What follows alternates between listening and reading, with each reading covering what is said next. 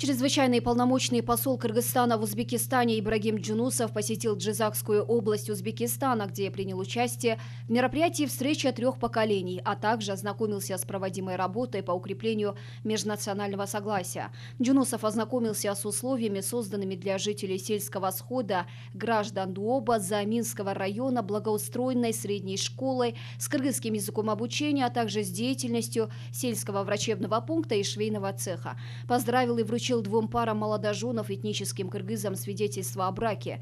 Необходимо отметить, что 85% жителей сельского схода граждан Дуоба составляют этнические кыргызы. Далее посол принял участие во встрече трех поколений в селе Пешагор Зааминского района Джизакской области, где выступил с речью, в которой отметил проводимую работу по укреплению дружбы и согласия между разными национальностями, проживающими в Узбекистане. Здесь приняли участие представители диаспор кыргызов, казахов, таджиков, туркмен, корейцев и других национальностей, проживающих в Джизакской области.